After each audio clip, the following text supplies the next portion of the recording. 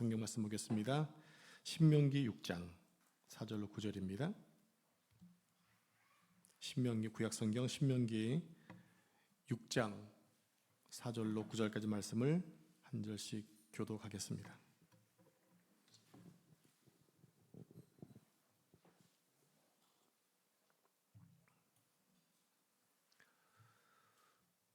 제가 4절 말씀 읽겠습니다.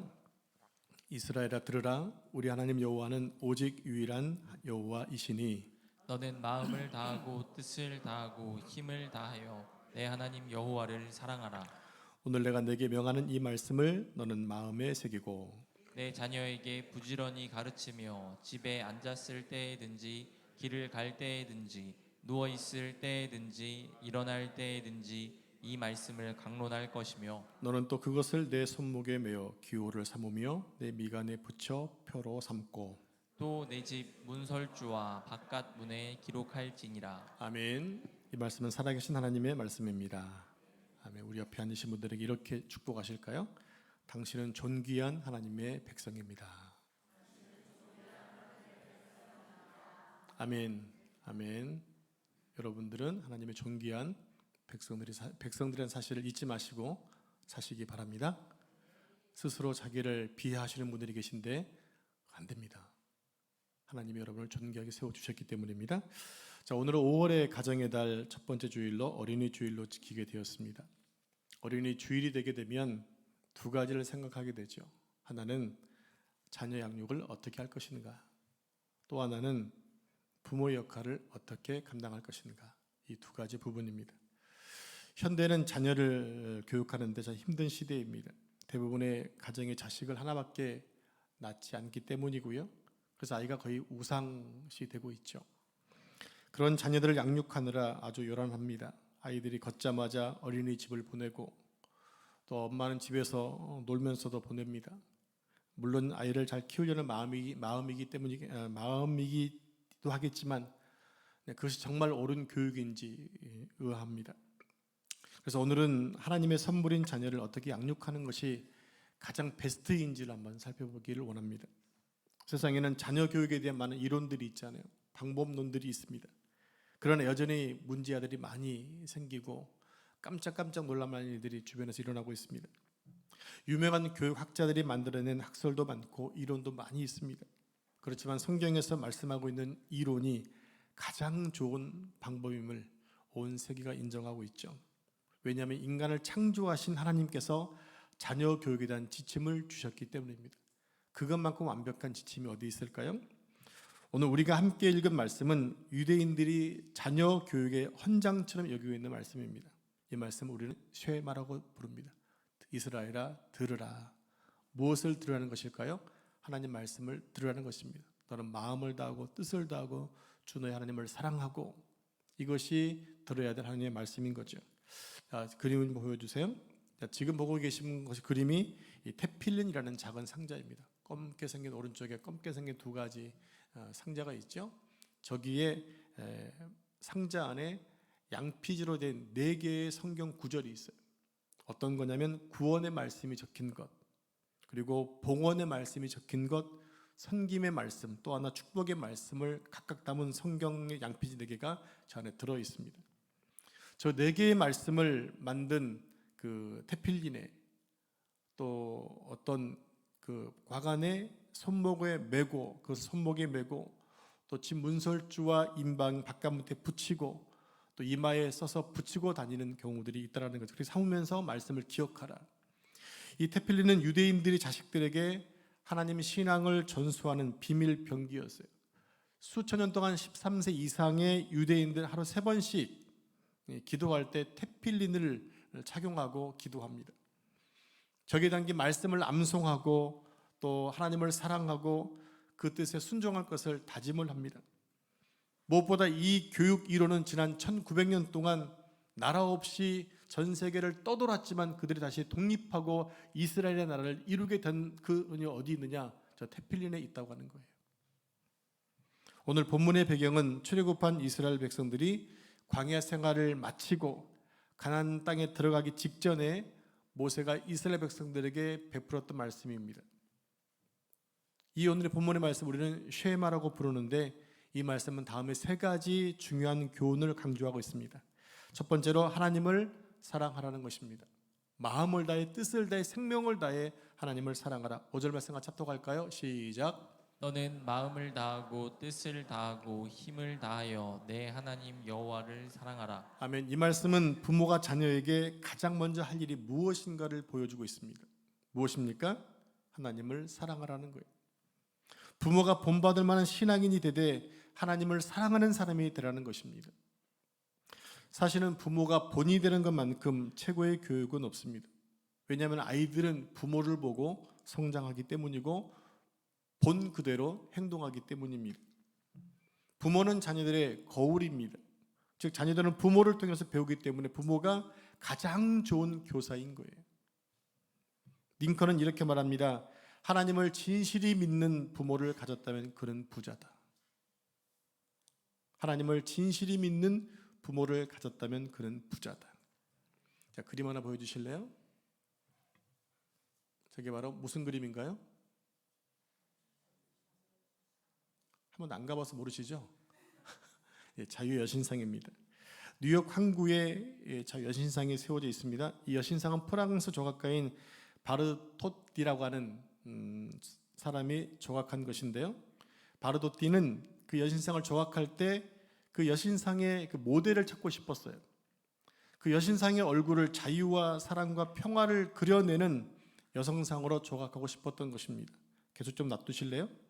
그래서 그는 그런 모습을 나타낼 만한 여성을 모델을 찾아 헤맸지만 찾지 못했습니다. 그래서 결국 누구를 모델로 삼냐면 자기 어머니를 모델로 삼게 돼요. 하나님을 진심으로 사랑했던 자신의 어머니의 모습에서 그는 진정한 자유와 사랑과 평화를 품은 여성상을 발견하게 되었던 것입니다. 너무 멋지고 아름다운 이야기 아니에요? 자기 어머니의 얼굴에서 사랑과 평화와 자유를 가진 자, 오랜 시간 세워져 있어야 될 자유의 여신상의 모델이 자신의 어머니였으니 그 어머니가 얼마나 멋진 믿음의 사람이었는가를 짐작하게 해줍니다. 우리의 자녀들에게 가장 존경할 만한 사람이 자신들의 엄마 아빠라면 성공한 것 아닐까요? 미국의 링컨 대통령은 나이가 든 후에 이렇게 어머니를 그리며 말했습니다. 어머니 기도 소리가 오막살이 통나무집 구석구석에 깔려 있는 것 같았다.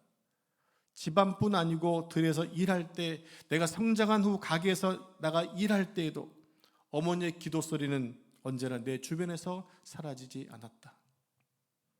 사랑하는 부모 세대 여러분, 우리 자녀들에게 많은 유산을 남겨주는 것 매우 중요하다고 생각합니다. 또 많은 것을 배우게 하는 것도 필요하다고 생각합니다. 그러나 그것보다 더 선행돼야 될 것이 있다고 하는 거예요. 그게 뭡니까? 좋은 신앙입니다. 우리 자녀들에게 좋은 신앙의 유산을 남겨준다면 우리의 자녀들이 하나님을 섬기는 데 아주 성공적인 삶을 살게 될 것입니다. 부모 세대 여러분이 세상을 떠난 후에도 믿음의 길을 가게 될 것입니다. 여러분이 본이 되어 가신 그 길을 자녀들이 잘 가게 될 것입니다. 고아의 아버지 조지 뮬러 목사님이 계시죠? 당시 그는 세무원이었던 아버지 밑에서 태어나게 되고 자라게 됩니다. 아버지는 이 아들이 목사가 되기 원했어요. 그런데 뮬러는 어려서부터 참 불량했다고 합니다. 상습적으로 남의 돈을 훔쳤고 술집을 들었고 방종한 삶을 살다가 형무소까지 가게 됩니다. 그러던 어느 날 친구를 따라 한 가정의 예배 모임에 참석하게 되었는데 거기서 그는 그 집에 모인 모든 사람들이 무릎을 꿇고 기도하고 예배하는 모습 보면서 그게 감동을 받았어요. 왜냐하면 자기가 사는 지역에는 모두가 다 서서 기도하는데 여기에 모인 사람들은 자기보다 학식도 뛰어나고 삶의 환경도 뛰어난데 불구하고 무릎을 꿇고 기도하더라는 거예요. 그들에게 겸손한 모습을 발견한 이후에 그 도전을 받게 됩니다. 그래서 그는 신학교에 들어가서 목사가 되고 또 고아의 아버지였던 프랑케의 전기를 읽으면서 자신도 고아의 아버지가 되겠다고 결심을 합니다. 그래서 그는 죽을 때까지 15만 명의 고아들을 돌보는 사역을 감당했습니다. 그리고 고아들 돌보면서 5만 번 이상의 기도 응답을 받게 됩니다. 그가 64년 동안 모금한 금액은 우리나라 돈으로 1조 5천억 그런 돈을 모금해서 아이들을 도왔다고 하는 그런 이야기죠. 이처럼 한 사람의 변화를 이끌어내는 일에는 어느 누군가의 경건한 모습에서도 발견할 수 있다고 하는 거예요. 그러니 우리 아이들이 부모의 경건한 모습을 본받을 수 있다고 한다면 얼마나 위대한 인물들이 우리 가정에서 탄생할 수가 있겠습니까? 오늘 본문 5절 말씀은 이렇게 말씀합니다. 너는 마음을 다하고 뜻을 다하여 내 하나님을 뭐하라? 사랑하라. 여러분, 그런 부모가 되시기 바랍니다. 교육은 방법이 전부가 아닙니다. 자녀들은 부모가 진심으로 하나님을 사랑하는 행동을 보면서 그들도 또 그렇게 살아가게 되는 것이에요. 그래서 성경은 너희가 먼저 좋은 신앙의 부모가 되라고 계속 말씀하고 있는 것입니다. 사랑하는 부모 세대 여러분, 하나님을 뜨겁게 사랑하시기 바랍니다. 여러분의 자녀들이 여러분이 하나님을 사랑하는 모습을 매 순간 보게 해 주십시오. 그것이 부모 세대가 생명 다해 해야 될 중요한 첫 번째 일입니다. 두 번째 할 일이 무엇인가? 말씀을 가르치는 일입니다. 본문 6절 7절 말씀 같이 한 절씩 교독하겠습니다.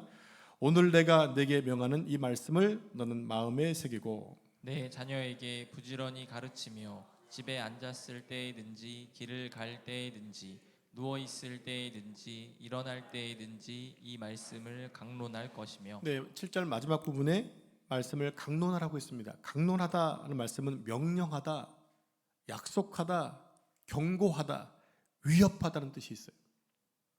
아이들에게 위협할 만큼 말씀을 가르치라는 거예요. 새겨 듣도록 가르치라는 것이었어요. 한번 훑고 지나가는 것이 아니라 그것이 말씀이 박히도록 가르치라는 것입니다. 세상에서 가장 좋은 교사는 부모입니다. 그리고 믿음의 부모가 가장 좋은 성경 교사입니다. 사도 바울의 영적 아들이었던 디모데의 어머니 유니게가 어린 디모데에게 본문에 나와 있는 신명기의 말씀을 숙지시켰다고 전해지고 있습니다. 조지 워싱턴 대통령은 나의 최고의 교사는 어머니였으며 나의 아버지는 가장 존경스러운 하나님 같았다라고 말했습니다. 얼마나 아버지가 모범된 삶을 살았으면 하나님 같았다고 그랬을까요? 슈바이처 박사는 나는 아버지 손을 잡고 주일날 예배에 참석하는 동안 경건이라는 것을 배웠다, 이렇게 얘기했습니다. 후에 슈바이처 박사가 자신이 아프리카에 가게 된 동기도 그 경건의 힘이었다고 고백을 하게 됩니다. 그러니까 부모가 자녀에게 신앙을 가르치는 것이 가장 중요한 것이 없다는 것이죠. 자녀에게 하나님의 말씀을 가르치는 것보다 더 중요한 것은 없다는 것을 우리가 말씀을 통해 배울 수가 있습니다. 존 웨슬러 여러분 알고 계시나요? 영국의 유명한 목사님이시죠. 존 웨슬러 목사님은 그의 형제가 몇 명이냐? 19명이었어요. 그의 어머니 수잔나는 19명의 자녀를 양육하는 데 철저한 목표를 설정하게 됩니다. 자, 알아서 좀 올려주시면 좋겠는데, 네, 10가지입니다. 첫 번째는 간식 없음. 얼마나 가난한 세대 무슨 간식입니까? 먹고 살기 바쁜데. 전원 8시 취침, 개인 의사 존중, 전원 하나님께 기도, 말을 배우면 가장 먼저 기도부터 훈련시킨다. 6번째입니다. 예배 시간에 절대 엄숙한다. 또 뗐을 때는 들어주지 않는다. 잘못을 고백하면 무조건 용서하고 안 하면 반드시 벌을 준다. 9번째, 약속을 절대로 지키게 한다. 마지막으로 부모의 채찍을 두렵게 여기게 하고 훈계를 고맙게 여기게 한다는 목표를 세우게 됩니다. 여러분, 세상에 이만한 교사가 어디 있겠습니까? 부모는 하나님이 자녀에게 주신 가장 좋은 교사입니다. 모든 부모 세대가 이렇게 가르친다면 모두 다 건강한 가정이 될 것입니다. 가정이 건강해야 나라가 건강합니다. 동시에 가정이 건강해 교회가 건강하게 되는 거예요. 영국의 처칠 수상은 이렇게 말했습니다. 나라가 잘 되기를 원하는가? 그러면 가정에서 아버지와 어머니가 먼저 시작할 일이다. 성경에서 가장 큰 은혜를 누렸던 사람은 솔로몬이죠. 솔로몬만큼 지혜로운 사람, 부귀영화를 가진 사람이 없습니다. 아버지 다윗이 하나님 마음에 합한 사람이었기 때문에 솔로몬은 아버지의 신앙을 본받아서 그렇게 훌륭한 은혜를 받은 자가 된 거예요. 그런데 솔로몬의 노년에 우상을 섬기게 됩니다. 그렇게 솔로몬이 제약의 길을 걷는 동안 그의 아들 르호보암도 신앙에서 멀어져 가게 됩니다. 그 결과 나라가 둘로 나뉘어지게 되는 거죠. 여러분, 우리가 하나님의 보호 아래 살기 위해서는 하나님을 온전히 신뢰하며 살아가야 됩니다. 그리고 하나님 신앙을 자녀들에게 가르쳐서 그들을 복된 길을 가도록 해 주어야 합니다. 이것이 크리스찬 부모가 해야 될 사명이라고 하는 거예요.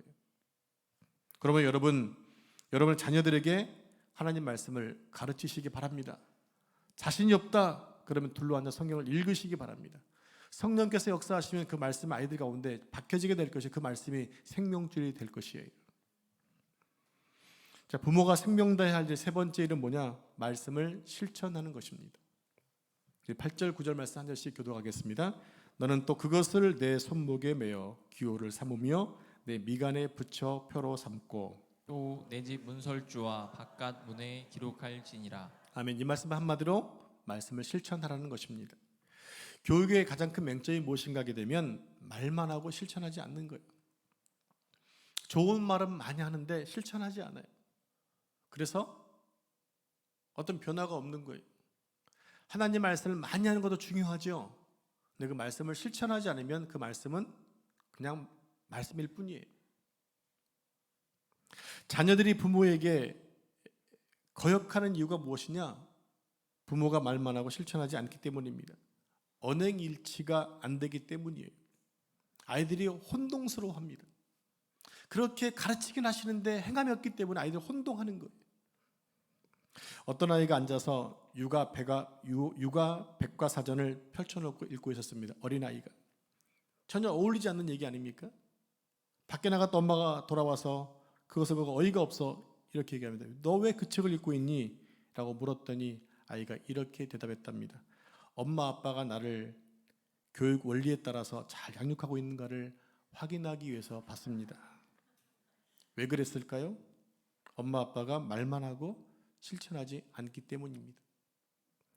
여러분, 자녀들은 부모의 모든 것을 보고 있습니다. 안 보고 있는 것 같지만 다 보고 있습니다. 은지야, 그치? 응, 그렇답니다. 여러분의 신앙생활도 보고 있습니다. 헌금생활, 봉사생활, 주일 성수하는 문제, 하나님 사랑하고 이웃 사랑하는 것 다 보고 있습니다. 자녀들은 부모가 살아간 모습 그대로 따라 살아갑니다. 그래서 자녀들이 무서운 거예요.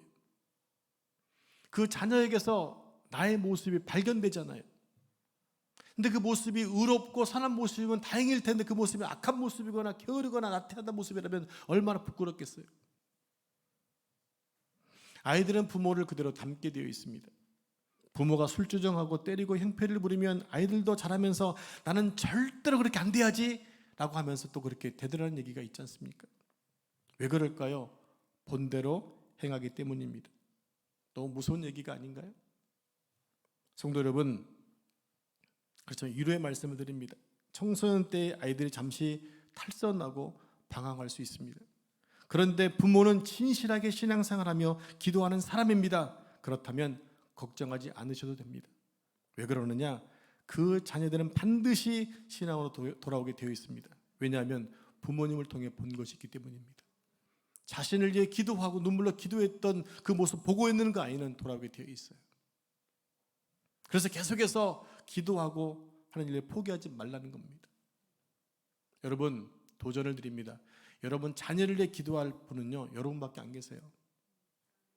여러분 지금 여러분 앉아있는 그 책을 놓고 계신 책바지를 한번 보실래요? 누가 붙어 있는지. 지금 봐보세요. 누가 붙어 있는지. 보이시나요?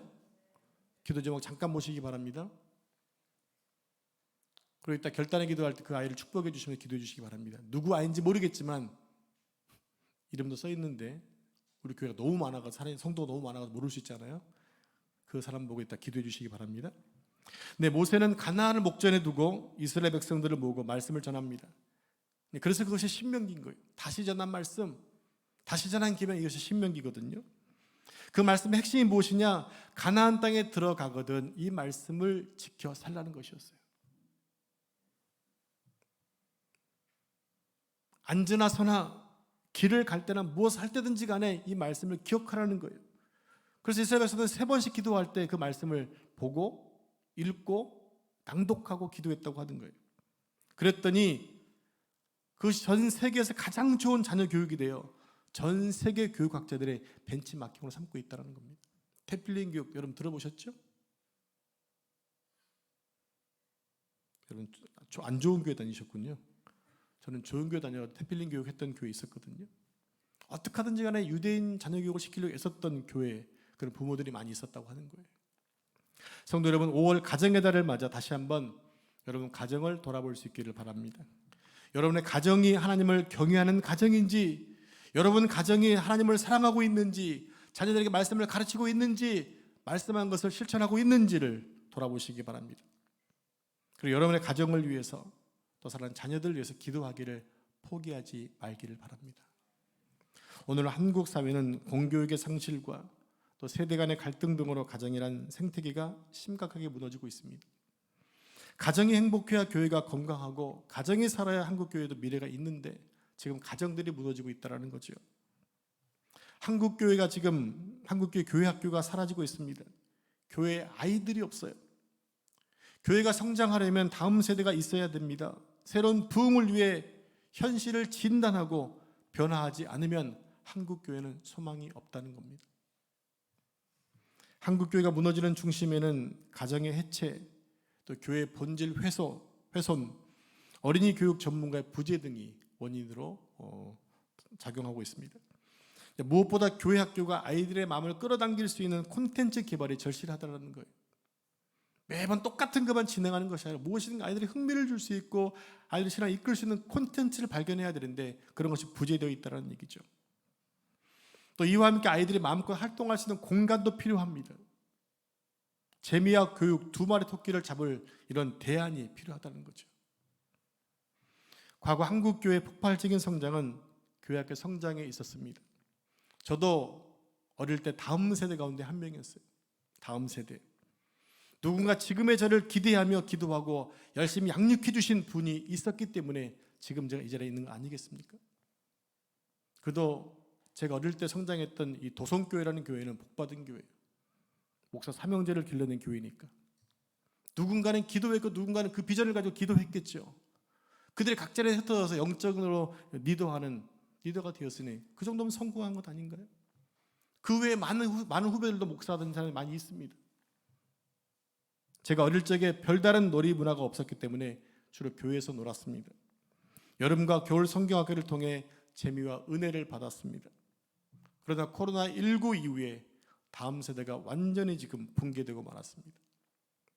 일주일 내내 진화론과 휴대폰 기기에 빠져 사는 우리 아이들이 교회에서 주일날 1시간 드려지는 예배로 변화될까요? 이제는 가정과 교회가 하나 되어서 다음 세대를 책임지는 일들을 감당해야 됩니다. 다행히도 우리 교회에는 다음 세대들이 청년을 포함해서 약 100여 명의 학생들이 있습니다. 지난 2022년 12월 교인총회에서 이 지역의 변화를 보면서 교육관을 건축하는 것으로 결정을 했죠. 그리고 1년 4개월이 지났습니다.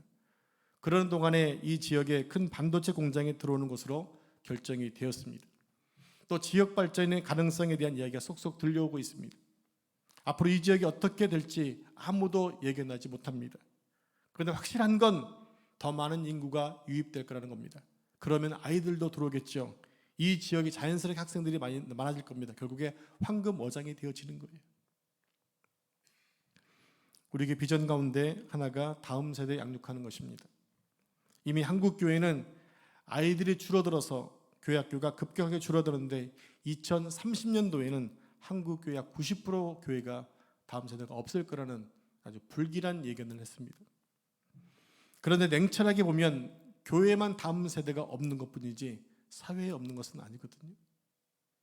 이곳 한숲에는 유치원을 빼고도 3,200명의 학생들이 있습니다. 3,200명.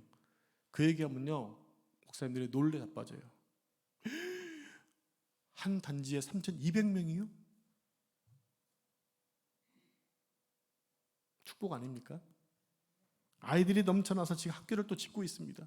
제법 많이 올라갔더라고요. 말 그대로 다음 세대가 충만합니다. 그런 것을 보면서 다음 세대를 위해 기도할 때마다 가슴 한켠에서 뜨거움이 올라옵니다. 주님, 우리 교회가 이 지역 아이들의 10%를 감당하게 해주십시오. 기도가 터져 나옵니다. 이 지역에서 교회 건물을 가진 교회, 또 다음 세대 비전을 가진 교회, 우리 교회잖아요. 그러니까 우리 교회가 최소한 이 지역에서 10%를 감당해야 되지 않겠습니까? 그런데 정작 우리 교회는 다음 세대를 양육할 수 있는 공간과 환경이 많이 열악합니다. 중고등부와 청년들이 컨테이너 박스에서 예배하고 있습니다. 덩치가 커져버린 아이들이 그 작은 공간에서 예배하다 보니까 성장에 한계가 있습니다. 그래서 교인총회에서 교육관 건축을 결의했던 것입니다. 제가 하자고 한 거 아니에요. 그렇게 결정이 된 거예요. 그래서 제가 기도하면서 교육관 이미지를 많이 그려보았습니다. 2개를 그려봤습니다. 화면을 보시면 왼쪽에 있는 것, 오른쪽, 오른쪽 요거네요. 네, 현 주차장에 건물을 짓는 것입니다. 먼저 아래층부터 얘기하겠습니다. 왼쪽에 있는 것부터. 아래 땅을 구입해서 건축하는 경우입니다. 이런 그림을 잘 보시면 우리 교회 모양이 반뚝짜리 같잖아요. 그죠? 근데 똑같은 모양으로 딱 보면 완전체가 되는 그림입니다. 그런데 문제는 교육관 부지를 구입해야 되는데 비용이 10억입니다. 좀 놀래주십시오. 그래서 부지값과 교회 땅을 건축비를 포함하면 약 20억 정도가 듭니다.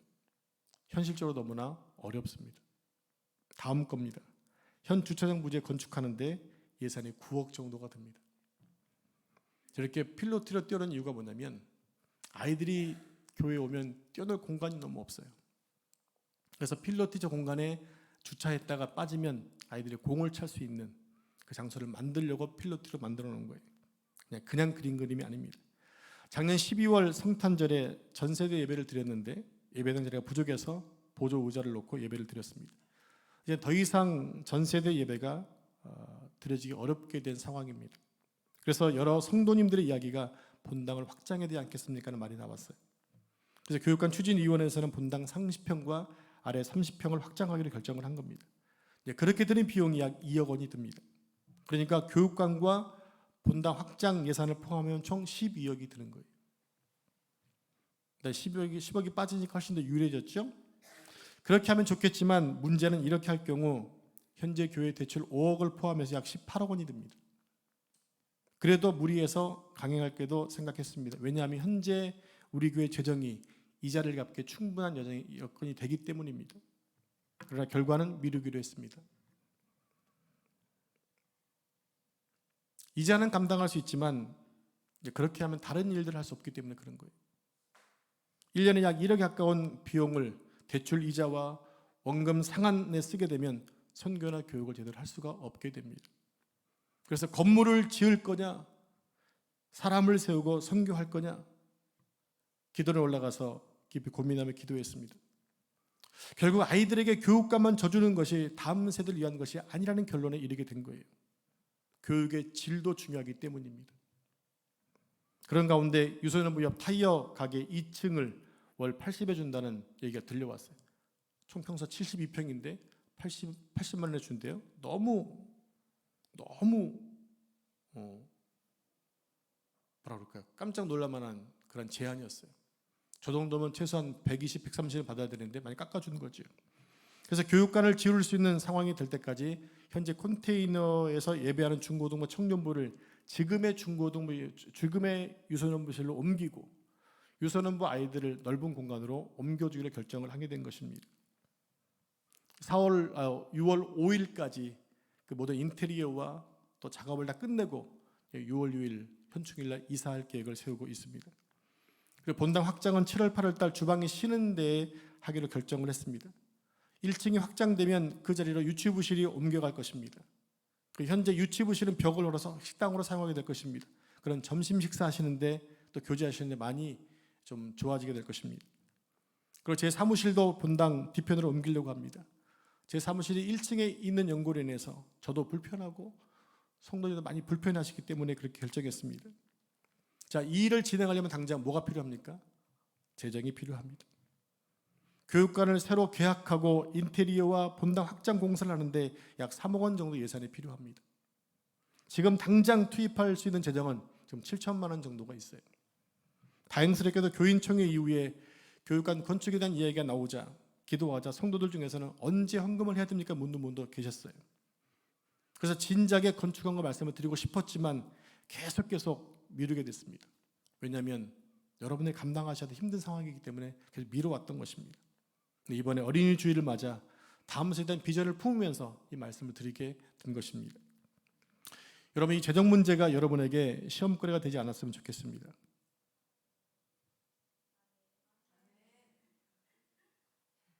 그래서 시험 두고 계신 분 계신 것 같아요. 다음 세대가 줄어들고 교회 학교가 문을 닫는 이때에 우리는 교육관을 건축해야 할 만큼 다음 세대가 부흥하고 있는 것, 하나님 축복 아닙니까? 노예에 가보면, 용천에 가보면 다음 세대가 없는 교회가 너무 많아요. 어떤 교회는 이미 27년 전부터 다음 세대가 없었대요. 아, 그때에는 다음 세대가 있었지. 다음 세대 아예 말을 못하는 거예요. 너무 옛날 얘기를 하는 거예요. 그런 교회들도 많이 있어요. 그런데 우리는 있고 또 부흥할 여지가 너무나 다분합니다. 다른 교회에서는 임직자를 세울 때 또 교육관이나 성전 건축의 일정 부분을 감당하게 하죠. 또 작정을 하게 합니다. 그러나 우리 교회 교추위에서는 이 두 가지를 모두 하지 않기로 결정했습니다. 임직자를 세우는 일은 교회가 당연히 해야 될 일이기 때문에 단 10원도 임직자분들에게 부담하지 않게 할 겁니다. 우리가 이미 1차 때도 그렇게 해왔습니다. 이것을 놓고 어떤 분은 말합니다. 우리 교회가 이상한 교회래요. 한국 교회는 다 그러는데 왜 유난 떠나는 거예요? 그래도 그것이 옳기 때문에 그렇게 진행할 겁니다. 그리고 교육관 건축을 하는데 여러분 절대로 작정하지 마시기 바랍니다. 작정한 건 안 할 겁니다. 다만 성령의 감동 주시는 대로 하시기 바랍니다. 성령의 감동을 주시더라도 부부간의 합의돼서 하시기 바랍니다. 그래야 문제가 없습니다. 나는 감동받았는데 남편이 감동 못 받았다. 나중에 부부싸움은 골치 아프잖아요. 이게 시험 드는 거예요. 우리 교회는 이미 3번이나 성령의 감동에 따라 헌금한 적이 있었습니다. 어르신들을 위한 리프트 설치할 때도 5,200 순수하게 여러 헌금하셔서 그 큰 금액을 감당했어요. 또 부유 옥곡교회 지원하는데 또 그만큼 딱 적당히 떨어지게 헌금해 주셨어요. 또 마지막 방글라데시 쇼키볼 선교할 때도 성도들이 헌금해 주시는 것이, 헌금한 것이 딱 맞아서 갔다 올 수 있었습니다. 여러분, 모세가 성막을 지을 때도 성령에 감동된 백성들이 드린 예물로 인해서 성막이 아름답게 지어지게 됩니다. 솔로몬 성전도 다윗이 넘치게 준비해서 솔로몬은 그냥 짓게 되었습니다. 나라가 망한 이후에 돌아와서 성전 재건할 때도 페르시아의 고레스 왕이 지원해서 만들게 했습니다. 그러고 보면 성경에서 건축된 모든 성전은 다 하나님이 예비해서 주신 것들이었다는 얘기입니다. 여러분, 남사 보배로운 교회를 설립하게 하신 하나님의 은혜를 기억합니다. 이렇게 전혀 될 수 없는 상황이었어요. 보배로운 교회에서 저에게 이런 교회를 저를 줄 몰랐어요. 그런데 하나님이 이렇게 지도록 하시더라고요. 저는 이번에 이런 귀한 일을 하는데 단 한 명도 시험 들지 않기를 원합니다. 솔로몬의 성전을 지을 때 성전 안에서 철 연장소리와 돌소리가 나지 않게 했던 이유가 있습니다. 무엇입니까? 시험 들으는 분이 한 분도 없으면 좋겠다는 거예요. 그 거룩한 성전 안에서 그런 연장소 들리지 않았던 이유가 뭐냐면 거룩한 성전이기 때문에 다 작업을 해와서 그냥 조립만 하도록 했거든요. 우리 또한 우리 안에서 그런 잡음이 생기지 않았으면 좋겠다는 얘기입니다. 그런데 교육관을 임대했기 때문에 교육관 건축을 포기하는 것이 아니라 잠시 연기하는 것뿐이에요. 우리는 계속해서 교육관 건축에 대한 비전을 가지고 계속 준비하며 기도할 겁니다. 그러면 여러분들이 다음 세대를 양육하는 데 필요한 금액을 성령의 감동 주시는 대로 봉헌하시면 그것을 잘 저금해 두었다가 때가 되면 건축하게 될 것입니다. 저는 그때가 언제인지 모릅니다. 제가 못 줘도 상관없습니다. 그런데 하나님이 하실 줄로 믿습니다. 누구를 위해서? 하나님의 나라를 위해서. 저는 진작부터 이렇게 기도해 왔습니다. 자, 우리 함께 이사야 45장 2절 말씀 같이 합독하겠습니다. 시작. 내가 흑암 중에 보아와 은밀한 곳에 숨은 재물을 주어 내 이름을 부르는 자가 나 여호와 이스라엘의 하나님인 줄을 내가 알게 하리라. 네, 제가 기도하면서 가끔 이런 말 썼잖아요. 흑암 중에 보아가 돌아오고 은밀한 곳에 숨긴 재물 돌아오라. 이 말씀이 이사야 45장 2절에 있는 말씀이거든요. 이 말씀은 고대 바벨론을 멸망시킨 페르시아의 고레스 왕이 앞으로 점령할 모든 나라 왕궁 보고에 깊이 감춰있던 보관된 재물을 가리키고 있어요. 근데 역사를 보면요, 이 고레스 왕은 역사상 가장 큰 보물을 소장했다고 기록하고 있습니다. 그래서 하나님은 이스라엘의 회복과 또 성전 재건을 위해서 고레스를 사용하신 것이고 그 일을 위해 그의 막대한 재물을 주셨다고 하는 것입니다. 저는 헌신하시는 여러분들의 사업장과 직장과 가정을 위해 2년 전부터 기도해 왔습니다. 제가 할 일은 그것 때문입니다. 하나님께서 여러분의 손길을 통해 역사하실 것입니다. 그래서 여러분 기대하시기 바랍니다. 그리고 하나님께 구하시기 바랍니다. 흑암 중에 보화가 돌아오고 은밀한 중에 보화가 돌아올지어다. 성도 여러분, 다음 세대에 대한 비전은 우리들의 꿈인가 동시에 하나님의 비전입니다. 그래서 하나님은 오늘 본문의 말씀으로 자녀들에게 하나님의 말씀을 가르치라고 명령하신 것입니다. 여러분들께서 계속 기도해 주시고 또 성령의 감동에 따라 귀한 옥합을 깨므로 인해 멋진 교육관이 세워지고 또 우리 교회에서 멋진 주님의 일꾼들이 많이 배출될 수 있도록 기도하시고 협력해 주시기를 축복합니다. 기도하겠습니다. 하나님 감사합니다.